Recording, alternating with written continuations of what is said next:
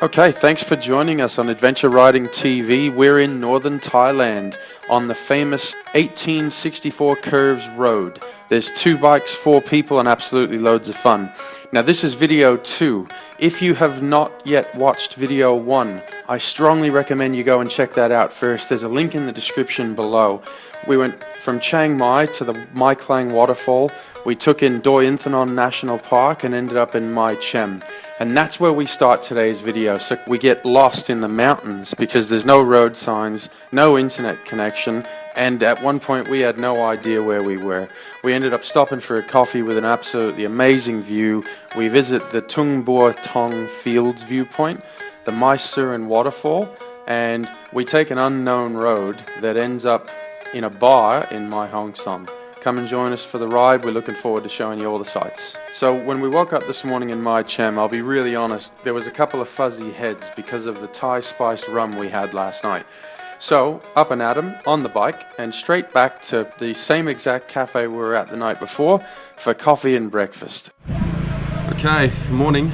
We're at breakfast. We're actually back at the same cafe pub that we were at last night. There was a van just over there. Had a good sleep.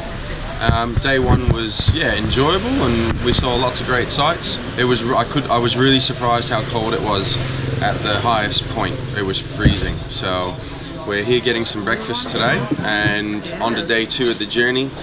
Looks like it's going to be a pretty nice warm day today, so no more freezing cold. Good fun, and we're on our way. We'll see you at the next destination. Okay, so after breakfast in Mae Chaem, we felt better, jumped on the bikes and started making a move. And it didn't take long for us to go wrong. So we ended up getting lost in the mountains this morning. We ended up taking a wrong turn somewhere. The road got really bad pretty fast. It was interesting. It was as if all of a sudden we were in the middle of nowhere. Now I say all of a sudden, it took us a good half an hour, maybe even 45 minutes to recognize this. And when we got to that point, we finally came across a farmer. And thankfully Konstantin speaks Thai, so we were able to work out where we had gone wrong.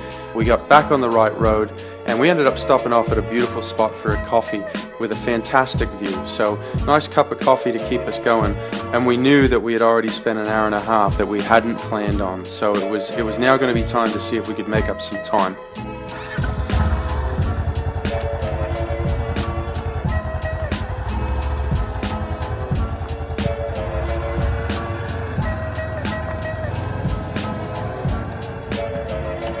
Alright, so we're back on track, and we are on holidays, so let's not be too concerned with time, right?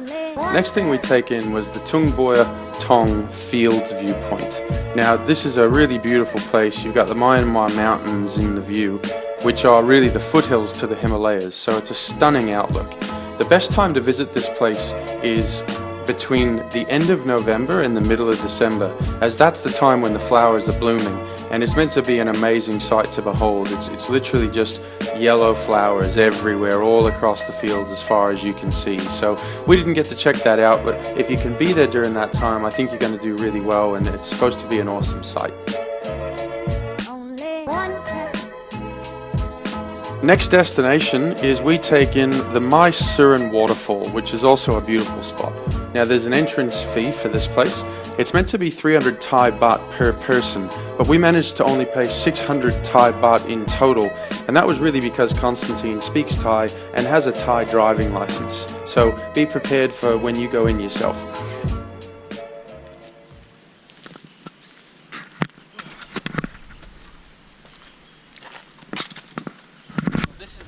The largest waterfall, the highest waterfall in Thailand. Cool. 130 meters. Last time in April it has less water, but now after rainy season it should be Overflowing. It should be. We'll Cool. see. We'll have a look. What a beautiful day. We've chosen the weather right, that's for sure. Now the waterfall was beautiful. There was a couple of really great viewing points. One of the things I laughed about was in true Thai style, the sign read no clumping instead of no climbing. So when you see these things, it's like the perfect translation of English doesn't happen. So really beautiful place, highly recommend it. Okay, so at this point in time, remember, we're about an hour and a half later than we would normally be. And while we really enjoyed Mae Surin Waterfall and have had a great day so far, it is starting to get late. We decided to take a risk and see if there had been a road completed from where we were that would take us back out to the 1864 road. Now, Konstantin had attempted this road in April 2016 when the road was under construction, and he got stuck in a really deep powder-like sand. Thankfully, the road had been completed and this was a real adventure. I've never been on such a windy and hilly road, and it was made completely of concrete, winding through these massive mountains and hills. It was absolutely beautiful. We passed by a fantastic lake towards the end of the road before it joined the 1864 road to Mae Hong Son. Now at this point, it's getting to be almost 4 o'clock in the afternoon, so it's real late. We ended up stopping for lunch at the first place we could find, but I'll tell you, I was getting concerned. Mrs. Irvs was getting tired. We had underestimated how much energy it takes to ride a bike. We had some beautiful Thai food for lunch again, and then made our way to our hotel. Alright, so this was a pretty tough day for Mrs. Irvs, as she was really tired from all the ups, downs and curves from this massive mountain road. Now, when we got to Mae Hong Son, after checking into our hotel, we had a quick nap, and then we went and met Konsta and Alex at a bar back in town. The bar was called Crossroads. Now the beer was cold and I was really grateful for that. And we did order some food, and we ended up cancelling the order because it took too long.